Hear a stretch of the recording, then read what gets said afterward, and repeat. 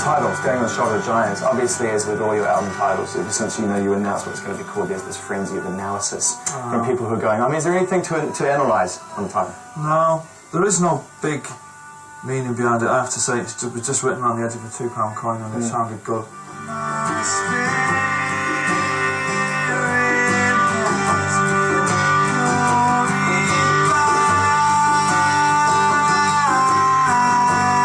You always said that you're going to do 3 albums, end of chapter, brand new start for the band in terms of sound and stuff like that. I mean, did you maintain that attitude going into the studio this time around, or were you a bit cooler? Yeah, well, I write all my songs on the guitar, It's a very retro thing what I do. We're in a 5-piece rock and roll band, that's a very retro thing what we do. So we just had to accept that and say to ourselves, well, what can we do with this that would make it sound a bit more contemporary, a bit more interesting for the listener? Yeah.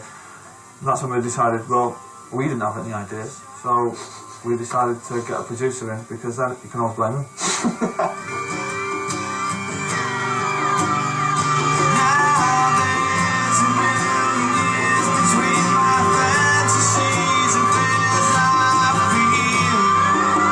I was going to ask about how many tracks you actually had prepared and ready to go when you went to the studio this time around. 23. Really? Is it difficult whittling it down to sort of 12 or 13, or having them? We actually decided on a 10-track album that was 12 really strong songs. So then it's just a case of what 2 you leave off. That's when the arguments really start. That's when it starts to get That's when it starts getting dark in the studio. Yeah.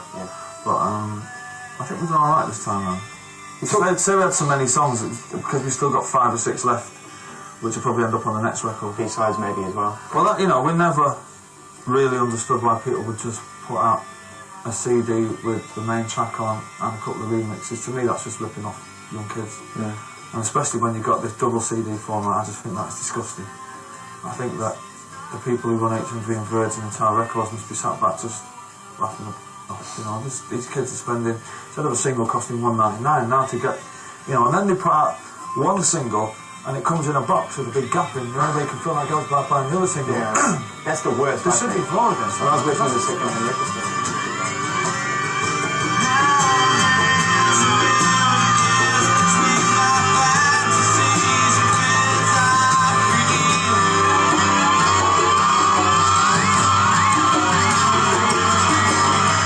The record, from the songs I've heard and from what I've read about you, what you've been talking about, it seems to be a general feeling of coming down, or definitely distancing yourself from the party and reflecting and looking around a little bit. Do you think that's fair?